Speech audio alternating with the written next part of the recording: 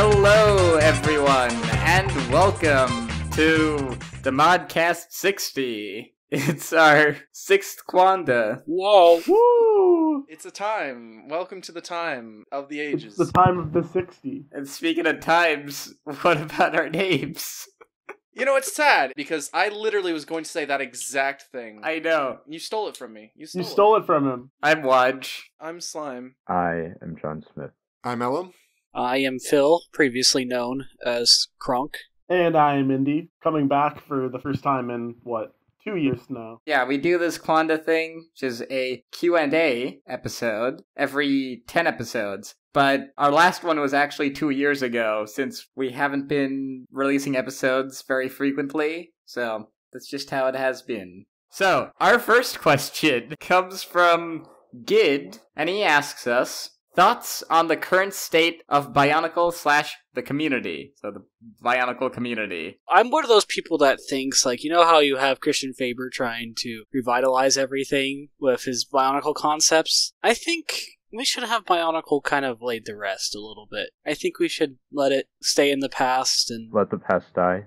Kill it if you have to. Yes. My opinion is that we should cherish Bionicle rather than keep trying to revitalize it all the time. And I feel like a lot of people either want it just to move on, or they want to keep revitalizing it, or we just have cherished memories of it. And I think keeping it cherished is the right decision. Because otherwise, I've been noticing whenever we do talk about Bionicle revivals and whatnot, the community just becomes so toxic. For a lot of the Bionicle community projects, it is often just retreads, people trying to remake G1, usually the golden years of G1, and it's not bringing anything new, to be honest, to the discussion. I don't know how to feel about the attempts at reviving Bionicle, but the fan projects that have been coming out have been the best they've been in years. The Mask of Powers ones have been coming along very nicely, and there was that Quest for Mata Nui one that got revealed this month, which looks, insane. That's kind of the things I like to concentrate with the community, because the projects are always really great to focus on. What immediately struck me as being the most impressive thing about that project, it had nothing to do with the actual content, although the content does look good. It's the fact that it was a Bionicle fan project that remained in secret and was actually worked on for 6 years. That doesn't happen in the Bionicle community. As soon as you have something, boom, lay it all on the table. Got an idea, boom, lay it on the table. Nebulous concept, boom, lay it on the table. Can you actually do it? Maybe. Nope. Will you? No. That's how Bionicle fan projects go.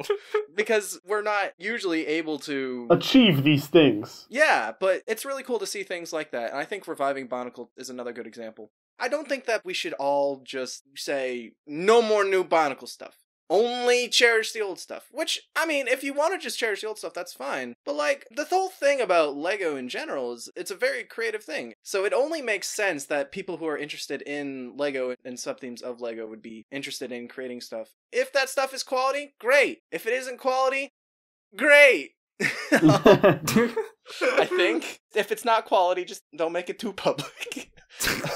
I haven't really gotten the chance to talk about Faber's project on the podcast yet. We briefly talked about it when it was first announced. I think people just don't understand what Faber's role was in Bionicle's creation. He's an art director. Yeah, he's a big art director, guy. and he's a concepts guy. He doesn't actually come up with the actual products. I guess my question is, do you think there's any substance to what he's doing? Oh, no. There's none. Zero. There is none. Okay. That's an easy answer for I me, want no. to believe. I watched that live stream, and he seemed like he didn't have anything. I've heard people kind of compare this to what he's done with Rebel Nature, but at least with Rebel Nature, there is something to talk about that seems to have been planned out to some capacity. This other project, the whole 14B 2020, just kind of seems very nebulous in terms of what it actually is. Not a ton of planning has gone into it. If Bionicle comes back, great. I'm all in for that. But I'm not expecting that. I'm not going to expect that until anything concrete happens. And nothing that Faber has done has been concrete. That's a problem within the fan base, is that we have a tendency a lot to, as soon as there's any potential of a new thing, if it's not completed, it gets super overhyped. Yep. And then it's just a downfall from there. Recently, TTV also started doing the canonization contests. What do you guys think about that? I think it's awesome. I had the same response as I did earlier. Let it die.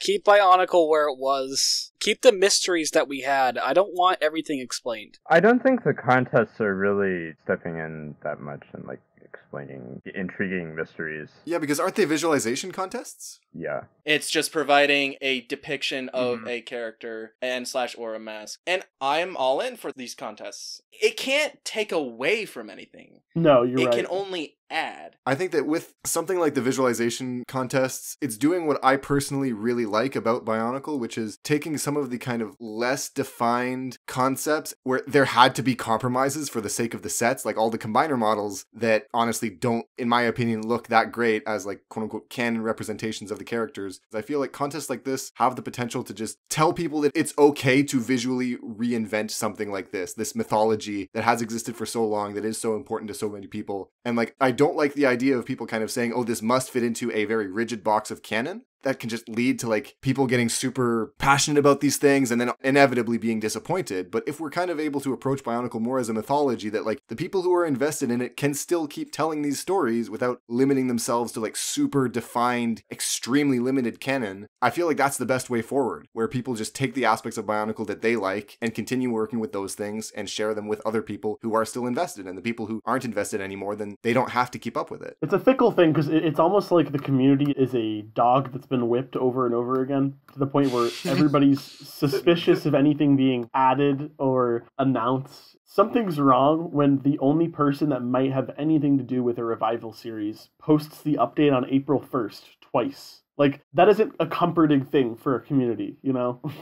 There is a part of me that does think that what Faber is doing is not constructive to the community, and it is in fact destructive to the community. Having said that, Faber, you're a cool guy. Please answer our email. Okay, so our second question from Gid is Mashup concept. Mixels plus Galidor. Thoughts? It's kind of a paradox to combine the two because Mixels was all about like introducing new building techniques where Galidor was about limiting them. Yeah. Yeah. But it's also funny because in a weird way, Galidor and Mixels almost have the same core concept, which is the mix and match concept. I'm just curious as to the thought behind this question, because are you saying combo models of Galidor? Are you saying like Mixel figures with Galidor pieces? Galidor people in the style of Mixel? Like, I don't know. One of those would be considerably easier. Make Galidor figures in the style of Mixels. Mixel characters in the style of Galidor doesn't work. If you wanted to do a theme like that, I think you should have something other than Galidor. Mixels. You should combine Nobody both these wants specialized pieces with the Mixel-like pieces, you know? Make it kind of look like the Borg. All I know is that I want my boy Splasher to come back. Please. He is a fire hydrant who is constantly vomiting water. His face cries out in pain. I'm not joking to you. That is what he looks like. It's basically like he's being waterboarded in reverse constantly. I hate him. Also, Busto. Don't forget Busto. Gid's next question is, any ideas for what a LEGO Zelda line would look like, conceived in the same manner as LEGO Mario? Electronic, blocky Link, and all. I think if they did go the same route as LEGO Mario, I think they'd probably try to focus on the 2D games, like specifically the original Legend of Zelda, or Link to the Past, or even Link's Awakening. I don't think the whole blocky electronic thing would work for Zelda. I don't think it would work, but like, hypothetically, if they were to do it, this is how I think they'd do it. If they focused on the dungeons, in a similar way to how Mario's levels are obstacle courses, like I think the closest thing to emulate Zelda is to make Lego dungeons. I think you could maybe make it work if you had like a dungeon style. You're like you were saying, Waj, where like, I don't know, there's like a puzzle with like a pushing a block. Yeah, and it makes a little you get tone. Like a bow and arrow and have to like shoot. I don't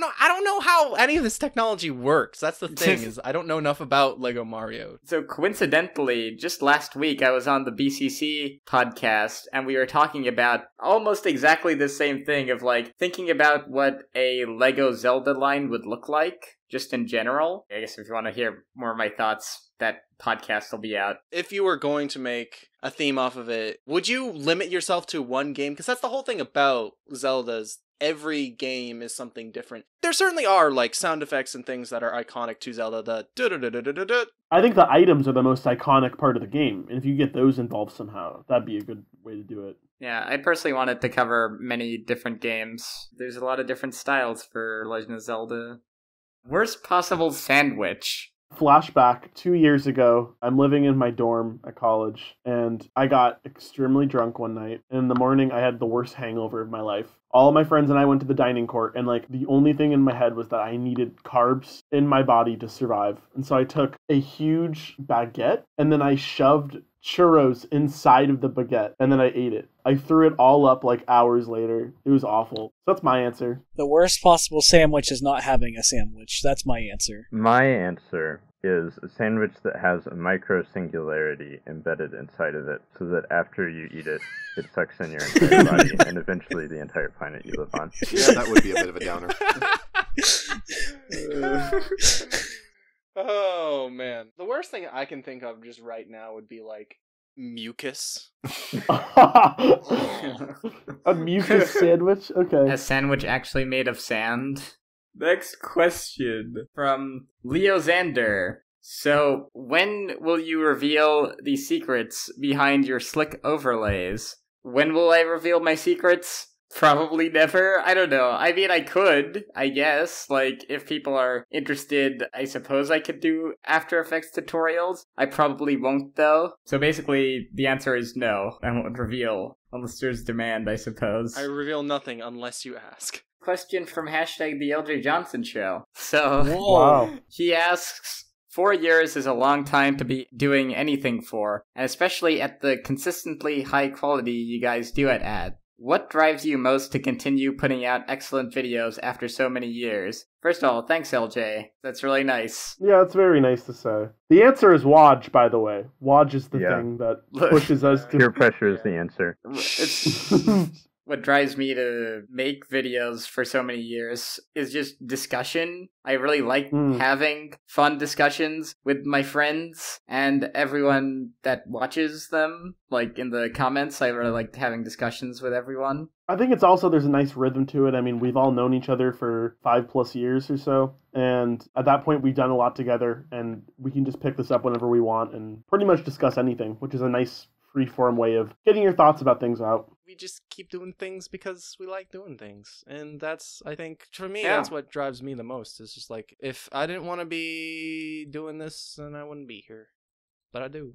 So I think it's also that, like, you know, the pace at which we used to produce content was a lot different a few years ago. With G2 at its height, we had a lot of free time as a group to discuss these things more. And, like, these occasions where we get to do it again are nice still and easy to do. Yeah. But again, the true answer to all of this is just Waj. Oh, yeah, no, Waj is the glue that holds it all together. Well, Waj is what brings us together on this day. you guys are great. The next question comes from Midblue. He asks, how would you describe the theme of the channel in one word? Well, I would have said discussion, but honestly I think it's friendship, because we're all really good friends You guys with are each my other. friends? I didn't know that. Well, I thought we just Newsflash. met together because we were all mods and then that happened. It's connection, because literally our name is Modularity. It's all fitting together. And from the beginning, we had so much a hard set rule, but more of just a general, like, if we put something on this channel, at least 2 of us work on it, because it's all of us. It's a group effort. We're all working together. I'll throw out there and say community, because I think that we have always acted for a large part of our time on this channel as kind of the liaison between the Bionicle community and a lot of content creators that were a lot bigger than us. Talking about TTV, obviously. We all initially got to know each other because we were acting as kind of that liaison on the message boards. And once we started making content, I think it probably did inspire some people to do the same, because it kind of shows that you don't have to be crazy successful to be consistently outputting content and stuff. let's take a question from the live audience. Cal, he asks, why is the sky blue? Well, it's kind of a mean question to ask, Cal. The sky was being blue, and you're just asking why it is? Like, it didn't need to be prompted. Maybe it just wants to be that way. So the reason the sky is blue is because water is blue, and the sky reflects the blueness from the water. Oh. I thought it was the other way around. Well, yeah, because the water is blue because the sky is blue and it reflects the water. I see. It's just a loop. Don't worry about it. Midblue asks, what Bionicle character each of you relates to the most? Definitely Pohatu. I'd say probably like Anua, maybe Liwa. My favorite was always Kopaka, but I don't think I'm actually that similar to him. I think you are. Am I that much of a jerk, though? No. Kopaka's no. not a jerk. Kopaka's not a jerk. I'm going to say Takua because I'm inquisitive, naturally. I just kind of enjoy not fitting in, and I feel like Takua's always been that. Yeah, Taku is pretty #relatable. Yeah, man. I'm gonna say Winua. He's a really cool guy, and he just wants to, like, work at his museum job. What I used to do back before the world ended. He just likes history, and it's like, I like history. When I was younger, I always said that Liwa was my favorite character, and there wasn't really any good reason for that beyond just I latched on to his Fantoka form, like as a set, and I was like, oh, that's a cool looking character. But I will say that in the past year, as I've personally gone through a bit of a weird season where I've been outside of conventional school and like outside of like a conventional job structure, and I've been trying to basically work on a lot of my own creative projects, I found Liwa to be incredibly relatable as like kind of a personality who just has a hard time focusing. And I never would have said that when I was younger. When I was younger, I prided myself on being like, I am slow, I am methodical, and I am like able to get things done. But then suddenly this year, as I've had most of the structures of my life taken away from me, I'm like, I really feel like a Limatoran or a Litoa who's just got his mind bouncing in every direction and is not able to focus on stuff. I said Pohatu, I didn't get to elaborate much why. I think just overall his friendliness and, like, idea of being able to support and uplift everyone is a value I really like, and I like doing that to other people as well. I know that doesn't seem right because on TTV I was kind of a jerk when I was younger, but nowadays I've started to see the value of that a lot more. We were all jerks. We were all joiks. We were all younger. I was. No, I'm not, you jerk. Sorry. Sorry about that, guys. Our next question comes from Bionite, and he asks, what shows are you currently enjoying during the quarantine? Pendleton Ward's new show, Midnight Gospel, came out about a week ago. It's really good. It's a little bit more mature. It's kind of like Adult Swim level humor. Finished up watching Futurama. Ooh, same. That's a good show. Been watching Lego Masters. From Lego Masters, what I've watched, it suffers, unfortunately, from American reality television show Will syndrome, Arnett's which jokes is- just do not land, ever. They do not. No, Ever. and even when he makes jokes about his jokes not landing, they don't land. Yeah, it's so cringe. You're like, oh my god, stop talking. Yeah, but if you ignore that, and if you just look at the builds that these people are doing, and Yeah, like, that's awesome. It's incredible. Been watching a lot of Adventure Time. What have your thoughts been? Adventure Time's my favorite show. It's a good show. It's got a lot of lore. There is a lot of lore, and it's very blatant from the very beginning, just what kind of setting it is. I'm amazed that it manages to tie to, and where I am so far, it's tying together 4 separate time periods. Yeah, no, it's pretty wild. I've always liked that the show seems to mature with Finn, if that makes any sense. The humor kind of develops with his age, which is kind of neat. Yeah. Oh, and I watched Hilda. Hilda's a great show. It's on Netflix. Oh, it's it's very good. So I've been rewatching Star Trek The Next Generation, and I must say I have been very much enjoying it. Riker's always good. Data's still my favorite character. I find myself in a weird spot where I think Next Generation's really good, but I just don't think it is on par with the original series in some areas, while it's better in some areas as well. I guess that's why they had the entire Kirk versus Picard debate, I suppose. What? You're on the internet and you don't think Next Generation is just, like, way better than the original? Well, how could you? No. You independent thinker, you. Kirk is just way more practical. Picard's too... I feel like the only reason he wins all the time is just because the writers make it so. If you get what I mean. I've been watching a little bit of the original Twilight Zone. It's pretty good. It's a little hit and miss, which is kind of the nature of an anthology show, I think. But when it's good, it's great. There's a William Shatner episode in there, I know that. There are 2 William Shatner episodes. I watched the one where he freaks out about a monster on a plane, and I find that one one's particularly fun. Yep, that's the famous one. For my part, I haven't really been watching all that much. The main things of note would be keeping up with the final season of Clone Wars as it's been coming out on Disney Plus, and like really participating in the fandom for that. For the last couple of episodes, the finale of the series, it's been really fun seeing the crew talk about how much they've poured into it and seeing a bunch of fans having a really positive reaction to it. As someone who spent a lot of time in the Star Wars community for the past several years and gotten a bit burnt out at times when it can kind of get toxic and super complainy, it's been nice to see with Clone Wars something that it seems as though like the people who are fans of the show can like really come together and find so many things to enjoy about the last couple of episodes. I very recently watched the HBO series Barry. It's like basically about a hitman that wants to become an actor. Oh, which is, like, yeah, a really I absurd love premise. Barry. And it's Very so great. so good. Yeah. And other than that, I've just been recently watching this currently airing anime called Tower of God. Our next question comes from Uni. Uni's question is, if you could revisit any point throughout the group history, what would you choose and why? I would choose to revisit the night when we made the memes episode, and I would refuse to participate. That was a mess. I remember that. Same, but for Hitchhiker's Guide. I wish I could go back and revisit the episode where I started talking about state fair food for no reason at the end, and then I would do it again.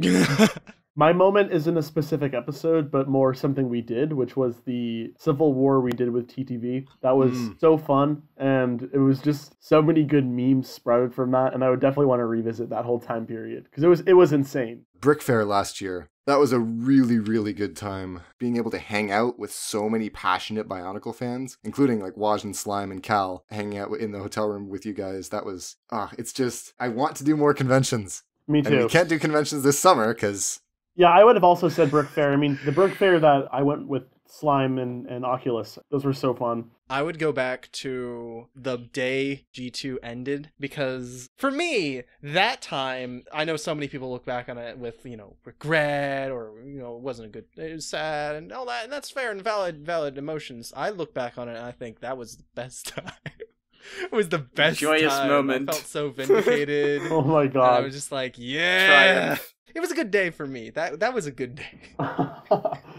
He The feeds day off others' Bionicle suffering. and constraction ended. Uni asks, if you weren't brought together through the boards, do you think modularity would exist today? No. No. No. Of I course not. No. don't really think so. I think it might be possible in an alternate timeline for, like, a couple of us to have met each other in, like, some other Bionicle forum, but I don't think this would happen. I think it's in theory possible with me and Indy crossing through like some sort of connective sphere. Yeah, like, I think like Brick Slime Fair and or I might something have like gotten to that. know each other, but let's be real. This podcast spawned because we all low-key felt like we almost got to be on a successful podcast, and we were stubborn enough where we wanted to show that we could do it ourselves. And so that's kind of the reason it happened. Yep. If we didn't meet through the boards and we weren't all, most of us interviewed by TTV for this type of stuff, I don't think we would have gone through with it. Uni asks, his last question is, what will you not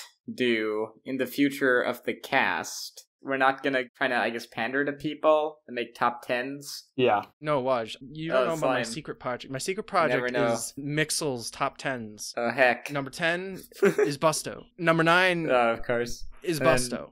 Splasho? Number 8 Or no. is, Okay. is Busto. Number 7 is... Phil, who is here in the chat, this is your question. Yes. How does one dab? One does not. DAB is actually, it's an acronym. It stands for Dads and Attack bears. Bros. Dads attack bears. Dads attack bears. That's how you dab. I think it's what happens when you accidentally spill something and you have to start cleaning it up with a rag. Oh, yes. Wow.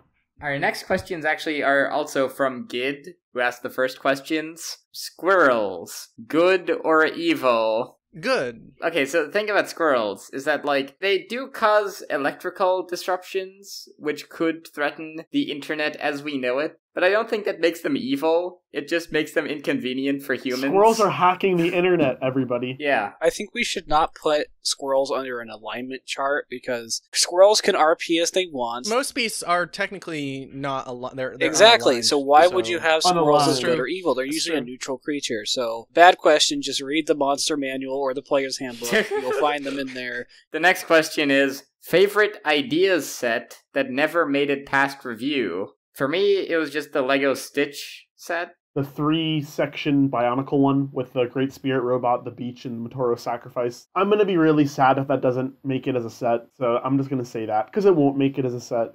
It's not going to. I wish it would, though. Legend of Zelda Breath of the Wild Hyrule Castle. That'd be cool. I'd like to see that. It looks neat. I'd buy it. Okay, another mashup concept by Gid. Exo-Force plus Jack Stone. Thoughts?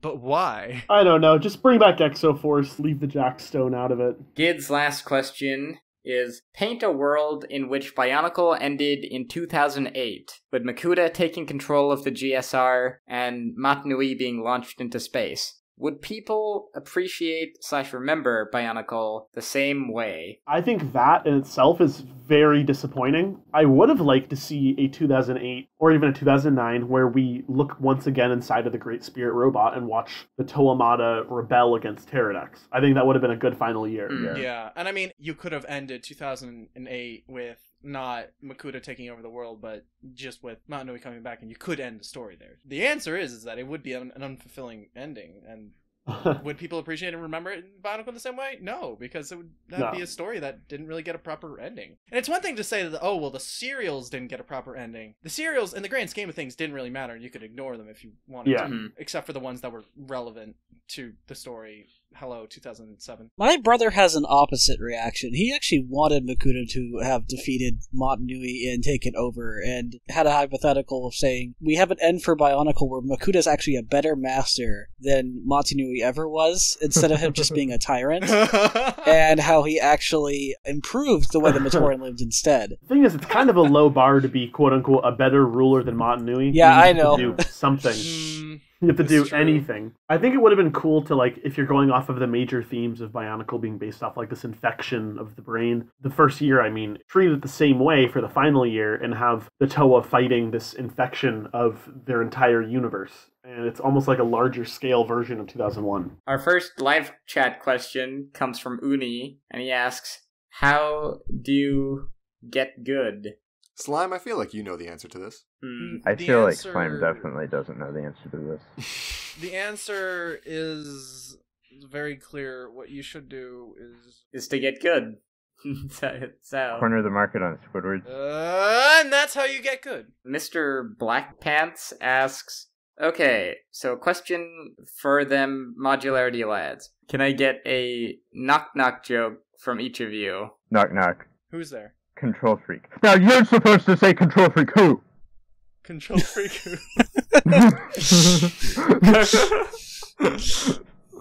Knock knock. Who's there? No soliciting. No soliciting who?